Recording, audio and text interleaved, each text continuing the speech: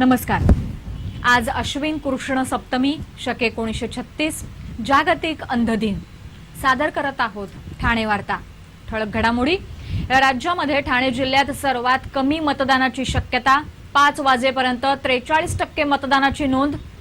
ठाण्यातील काजूवाडी येथील मतदान केंद्रात मतदारांचं गुलाब पुष्प देऊन स्वागत आणि शिवसेनेचे नेते साबीर शेख यांचं निधन। या आणि इतर घडामोडी विस्तृतपणे पण काही क्षणातच। ठाणे वार्ता पहा श्रीस्थानक वाहिनीवर। आता सकाळी 9:15 पासून रात्री 9:15 पर्यंत ठाणे वार्ता, ठाण्यातील पहिलं दृकश्राव्य माध्यम। श्रीस्थानक वाहिनी ठाण्याची स्वतःची वाहिनी। ठाण्यातील घडामोडी, कार्यक्रम, वादविवाद, अगदी गाणी, नाटक याचा आनंद घर बसल्या पहा श्रीस्थानक वाहिनी। आपल्या ठाण्याचं हक्काचं व्यासपीठ श्रीस्थानक वाहिनी। ठाणे वार्ता आता संकेतस्थळावर देखील ठाणेवार्ता.com वर क्लिक करा आणि ठाण्याच्या घडामोडी जाणून घ्या। ठाण्यातील पहिलं ऑनलाईन माध्यम ठाणेवार्ता.com। नमस्कार मंडळी, दर रविवारी पाहायला विसरू नका। नमस्कार मंडळी, आपल्या प्रश्नांचं थेट उत्तर। ठाणे वार्ता पहा श्रीस्थानक वाहिनीवर। आता सकाळी 9:15 पासून रात्री 9:15 पर्यंत ठाणे वार्ता, ठाण्यातील पहिलं दृकश्राव्य माध्यम। शिवसेनेचे ज्येष्ठ नेते साबीर शेख यांचं दीर्घ आजारानं निधन झालं। ते 71 वर्षांचे होते। गेले काही दिवस साबीर शेख आजारी होते। या आजारातच कल्याणमधील राहत्या घरी त्यांची प्राणज्योत मालवली। ऐन विधानसभा निवडणुकीच्या मतदानाच्या शेवटच्या वेळी साबीर शेख यांचं निधन झालं। शिवसेना वाढवण्यासाठी साबीर शेख यांनी बरंच काम केलं होतं। लढाऊ कामगार नेते म्हणून त्यांची ओळख होती। शिवसेना भारतीय जनता पक्ष युतीच्या मंत्रिमंडळात त्यांनी कामगार मंत्री म्हणूनही मंत्रिपद भूषवलं होतं। उद्या सकाळी त्यांच्यावर अंत्यसंस्कार केले जाणार आहेत। राज्यामध्ये ठाणे जिल्ह्यात सर्वात कमी मतदान होण्याची शक्यता दिसत असून 5 वाजेपर्यंत जिल्ह्यातील 18 विधानसभा मतदारसंघात 43% मतदान झालं। जिल्ह्यातील 18 विधानसभा मतदारसंघात सुरुवातीपासूनच मतदानाची गती संथ होती। काही ठिकाणी मतदान यंत्र बंद पडल्याच्याही तक्रारी होत्या।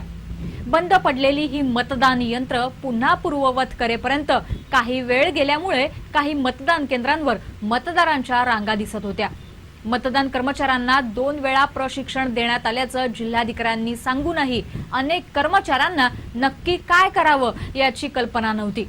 विशेषतः ओळखपत्राबाबत कर्मचारीच संभ्रमात असल्याचं दिसत होतं। योग्य प्रक्रियेची माहिती नसल्यामुळे मतदानही संथ गतीनं होत असल्याचं दिसत होतं। सकाळी तसंच दुपारीही मतदानाची प्रक्रिया संथ सुरू असली तरी शांततेत सुरू होती।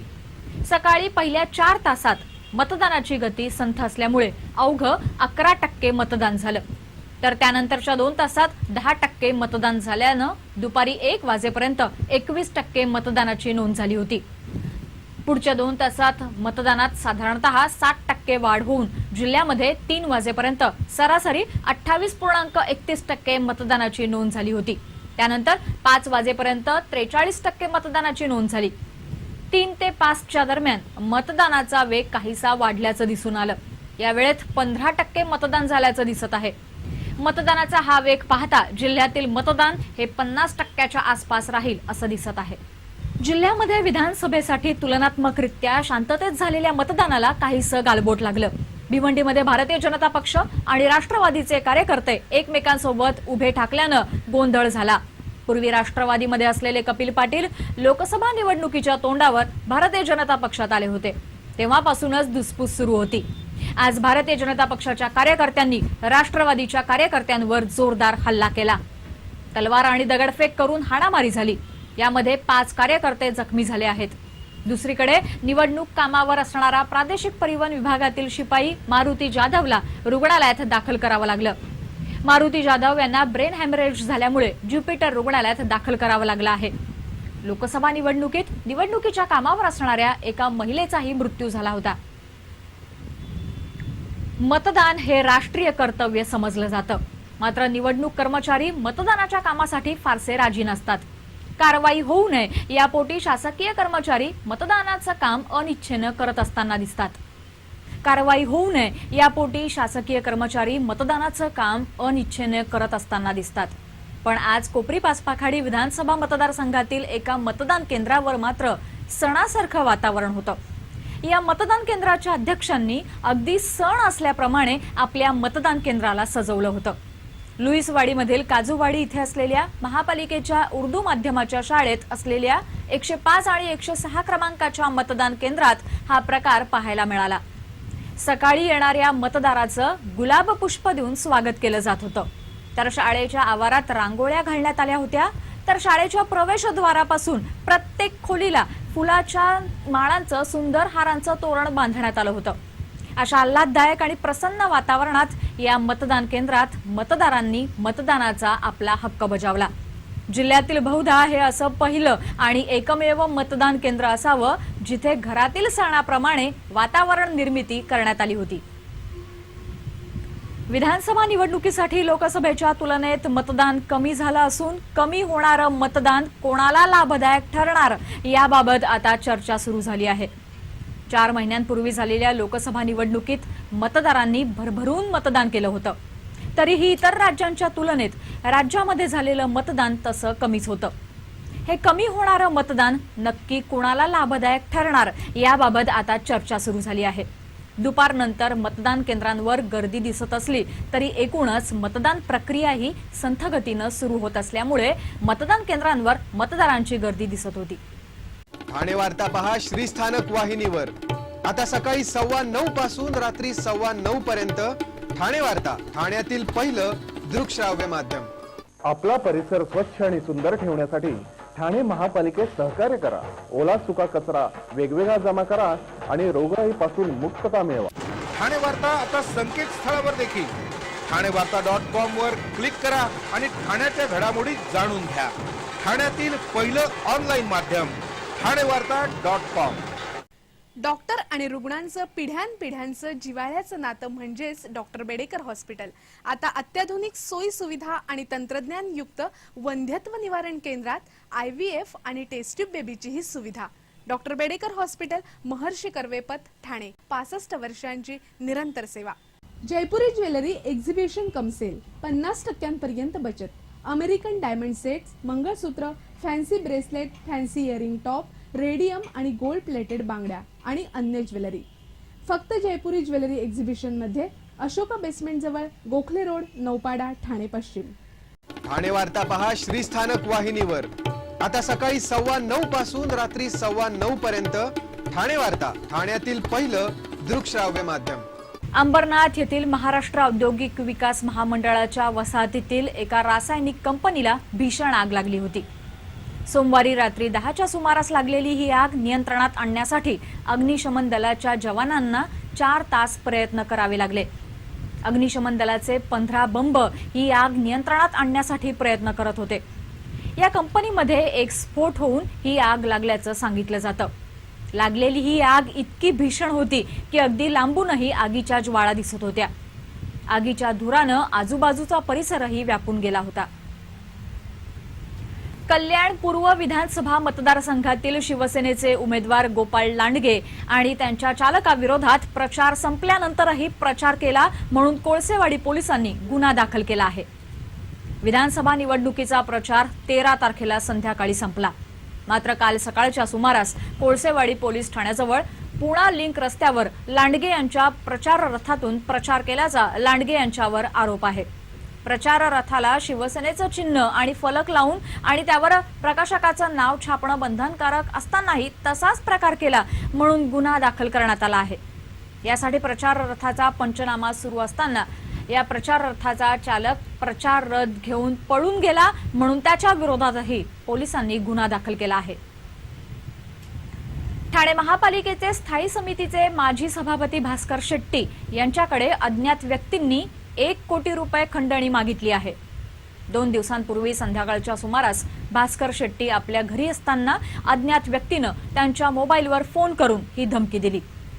तुझा 400 ते 500 कोटींचा प्रकल्प असून आपल्याला 1 कोटी द्यावे, अन्यथा तुझी विकेट घेऊ, अशी धमकी त्यांना देण्यात आली। त्यानंतर पुन्हा 1 कोटींचं काय झालं असं विचारून भास्कर शेट्टी यांना दुसऱ्याच्या खुनात अडकवण्याची धमकी देण्यात आली। एकेकाळी ठाणे महापालिका आपल्या करंगळीवर नाचवणारे काँग्रेसचे भास्कर शेट्टी अलीकडेच राष्ट्रवादी काँग्रेसवासी झाले आहेत. त्यांना नेमका धमकी देणारा फोन कोणी केला याची वर्तकनगर पोलीस चौकशी करत आहेत. आकसानं वागणारे कोपरी पाचपाखडी विधानसभा मतदारसंघाचे निवडणूक निर्णय अधिकारी जीवन गलांडे यांच्यावर कारवाई न झाल्यास न्यायालयात दाद मागण्याचा इशारा शिवसेनेचे उपनेते अनंत तरे यांनी जिल्हाधिकाऱ्यांना दिलेल्या निवेदनात दिला आहे. अनंत तरे यांनी कोपरी पाचपाखडी मतदारसंघातून शेवटच्या दिवशी म्हणजे 27 सप्टेंबरला अगदी शेवटच्या क्षणी आपला उमेदवारी अर्ज दाखल केला. पण त्यांचा उमेदवारी अर्ज एबी फॉर्मची झेरॉक्स प्रत जोडल्यामुळे बाद करण्यात आला. मात्र या मतदारसंघाचे निवडणूक निर्णय अधिकारी जीवन गलांडे हे सुरुवातीपासूनच असहकार्याचं धोरण ठेवून होते. तसंच आपल्याबद्दल आकस ठेवून आपला उमेदवारी अर्ज बाद केल्याचा आरोप अनंत तरे यांनी केला आहे. आतापर्यंत आमदार खासदारकीच्या निवडणुका आपण लढवल्या असून आपल्याला उमेदवारी अर्ज कसा दाखल करायचा याची कल्पना आहे. मात्र वारंवार विनंती करूनही गलांडे यांनी आपला अर्ज न तपासताच दाखल करून घेतला. त्यानंतर शपथपत्र दाखल करतानाही गलांडे यांनी बराच त्रास दिला असं तरे यांचं म्हणणं आहे. गलांडे यांच्या आकसान वागण्याच्या या कृतीवर कारवाई करावी, अन्यथा न्यायालयात दाद मागण्याचा इशारा अनंत तरे यांनी दिला आहे. दिवाळी आता अगदी तोंडावर आली असून दिवाळीसाठी खरेदी करण्यासाठी दुकानांमध्ये ग्राहकांची सध्या झुंबड उडाल्याचं दिसत आहे. दिवाळी हा दिव्यांचा सण असून सर्वत्रच आनंदाचं चैतन्याचं वातावरण दिसू लागलं आहे. ठाण्याच्या बाजारात सध्या सगळीकडे दिवाळीसाठी आकाशकंदील, रांगोळ्या, पणत्या, फटाके आणि खास करून कपड्यांची दुकानं सजली आहेत आणि ग्राहकही या वस्तू खरेदी करण्यासाठी गर्दी करत असल्याचं दिसत आहे. ठाण्यातील महत्त्वाच्या रस्त्यांवर तर दुपारपासूनच गर्दी होत असल्यामुळे वाहतूक कोंडीचा मोठा सामना करावा लागत आहे. निरनिराळ्या आकाराचे लहान मोठे आकाशकंदील सगळ्यांचंच लक्ष वेधून घेत आहेत. तर सुबक सुंदर पणत्या आणि नाना विविध प्रकारचे रांगोळीचे रंग ग्राहकांना आकर्षित करत आहेत. सध्या फटाके उडवण्याचा कल कमी दिसत असला तरी बाजारात असलेले विविध प्रकारचे फटाके घेण्यासाठी ही गर्दी होत आहे. या सगळ्यांबरोबरच दिवाळीत महत्त्व असतं ते फराळाला. दिवाळीचा फराळ बनवण्यासाठी लागणारं साहित्य कितीही महाग झालं तरी स्त्रिया आवर्जून दिवाळीत सर्व प्रकारचा फराळ करतातच. सध्या महिला वर्ग मोठ्या प्रमाणावर कामासाठी बाहेर पडत असल्यानं तयार फराळाला मागणी आहे. एखाद दुसरा पदार्थ घरी करून बाकी फराळ मात्र बाहेरून आणण्याकडेच महिला वर्गाचा कल असतो. यामुळे तयार फराळालाही मोठी मागणी असून अशा दुकानांमध्ये महिलांची गर्दी होत असल्याचं दिसत आहे. साधारणपणे दुकानं 9 वाजता बंद व्हायला लागतात. मात्र सध्या दिवाळीचं वातावरण असल्यामुळे रात्री उशिरापर्यंत दुकानं सुरू राहत असल्याचं दिसत आहे. श्री स्थानक वाहिनी ठाण्याची स्वतःची वाहिनी. ठाण्यातील घडामोडी, कार्यक्रम, वादविवाद, अगदी गाणी, नाटकं याचा आनंद घर बसल्या. पहा श्री स्थानक वाहिनी, आपल्या ठाण्याचं हक्काचं व्यासपीठ. श्री स्थानक वाहिनी. ठाणे वार्ता आता संकेतस्थळावर देखील ठाणेवार्ता.com वर क्लिक करा आणि ठाण्याच्या घडामोडी जाणून घ्या. ठाण्यातील पहिलं ऑनलाईन माध्यम ठाणेवार्ता.com. नमस्कार मंडळी, दर रविवारी पाहायला विसरू नका. नमस्कार मंडळी, आपल्या प्रश्नांचं थेट उत्तर ठाणे वार्ता पहा श्रीस्थानक वाहिनीवर. आता सकाळी 9:15 पासून रात्री 9:15 पर्यंत ठाणे वार्ता, ठाण्यातील पहिलं दृकश्राव्य माध्यम. आपण आपले कार्यक्रम अथवा बातम्या आम्हाला ठाणेवार्ता@gmail.com या आमच्या ईमेलवर कळवू शकता. ठळक घडामोडी शेवटी पुन्हा एकदा. राज्यामध्ये ठाणे जिल्ह्यात सर्वात कमी मतदानाची शक्यता. 5 वाजेपर्यंत 43% मतदानाची नोंद. ठाण्यातील काजूवाडी येथील मतदान केंद्रात मतदारांचं गुलाब पुष्प देऊन स्वागत. आणि शिवसेनेचे नेते साबीर शेख यांचं निधन. या होत्या ठाणे वार्ता. आपली एखादी बातमी पाहायची राहून गेल्यास आपण ठाणेवार्ता.com या संकेतस्थळाला अवश्य भेट द्या. तर मग पुन्हा भेटूया पुढील बातमीपत्रात फक्त श्रीस्थानक वाहिनीवर. धन्यवाद.